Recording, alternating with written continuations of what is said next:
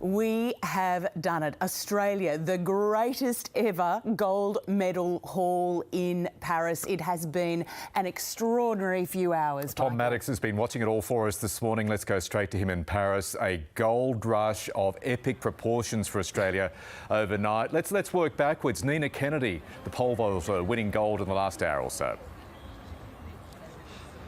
Michael, I've just chatted to a few of the 3,000, I'm guessing, Kennedy clan that are here at the athletics track in Paris, and the celebrations for the after party are going to be wild this evening, I think. I spoke to brother Joel, boyfriend Declan, and we're hoping to speak to Gwenda and Steve, mum and dad, shortly. I also spoke to Curtis Marshall, another pole vaulter for Australia, and Nina Kennedy's great training partner. And as you say, a gold rush for Australia tonight, 4 gold and 2 bronze. It means that is Australia's greatest medal haul in a single day in our Olympic history, and 18 gold now, which means we surpass the 17 gold Australia won in Tokyo and Athens, and it's the greatest medal haul of all time for Australia in terms of golds.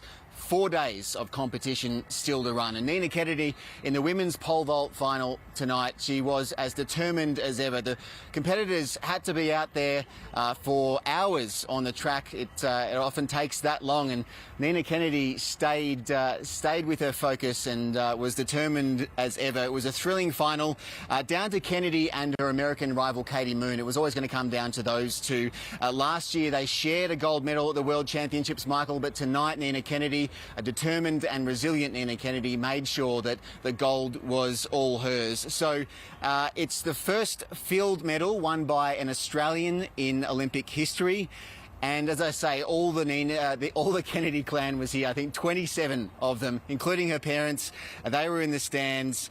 And yeah, as I say, I think the after party is going to be big. And Matt Denny has won bronze for Australia in the men's discus, a thrilling men's discus final here at the Stade de France. The big Queenslander wins the first ever discus medal for an Australian man. So that's just here at the track, Michael. I know. Good on both of them at the track. So let's work backwards. 3 more gold medals for Australia overnight. Take us through those. Yes, in the velodrome, great success for Australian cycling in the team pursuit, Australia's team pursuit, the men's team. They beat great rivals, Great Britain, in a huge moment, really, for Australian cycling. And a redemption of sorts, I think, Michael, because a few years in Tokyo, you may remember there was a big crash due to a malfunction in the bike. And this time they've won gold. So coming into the race, they broke the record, the world record, that is yesterday, to come into this final in great form against Great Britain. And today, in an incredibly tight race, they maintained their form and composure to beat Great Britain. A lovely symmetry too. Australia won the men's team pursuit in 1984 in Los Angeles and in 2004. So 3 medals, each 2 decades apart. Keegan Palmer, just been chatting about him. Of course, the lovely story of 14-year-old Arissa True from Gold Coast winning gold in the women's park event yesterday. Now Keegan Palmer also grew up in the Gold Coast, lives in San Diego, has won back-to-back golds in the men's park event. It was his first run, ultimately, that won him the gold medal, a huge score of 93.11. He set a really high bar and the others couldn't quite match it, and I believe we're speaking to Keegan very shortly. And then Matt Wearner, a big day for Australian sailing. Matt had to wait for some time, but eventually he held on to that gold medal position in the men's dinghy, the laser class. So it's his 2nd consecutive gold, Michael, after winning in Tokyo 3 years ago. And this is an incredible stat. It's Australia's 4th straight win at an Olympics in this laser class, which is arguably one of the most competitive in sailing. So Wearner, he had long COVID a couple of years ago. Physically, he wasn't sure whether he would get back up for this and be able to compete at all. So now he's won gold again. So he says this is perhaps even sweeter than winning in Tokyo 3 years ago. Great achievements all. So a joyous day in Paris, but not all happy news, sadly. As we've mentioned, Tom, an Australian Olympian arrested for buying cocaine in Paris overnight. What do we know about that?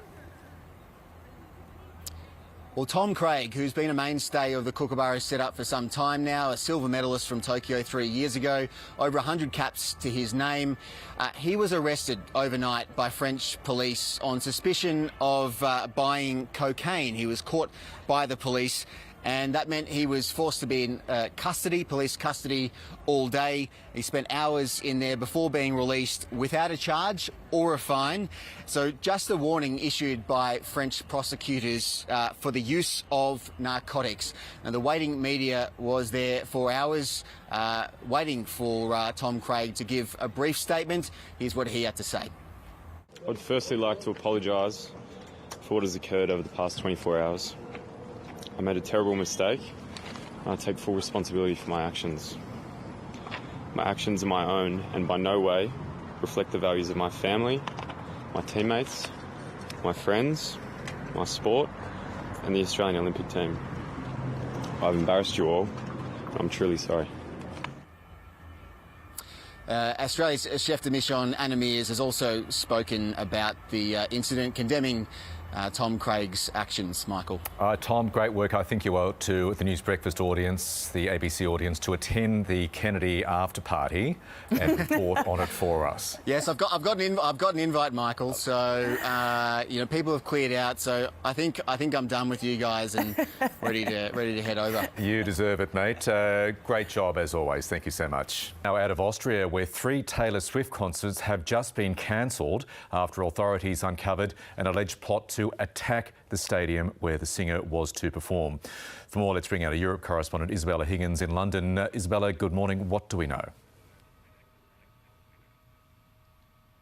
Well, Michael, we understand a major police operation has been happening in Austria and that 2 individuals have been arrested on suspicion of planning a major attack on a large-scale event. We've heard from the country's Director General of Public Security, who says that one of those individuals is a 19-year-old male who recently pledged allegiance to the Islamic State and that he was radicalised online. We don't have any details on who that second individual is at this stage, but it appears like this was 2 separate arrests.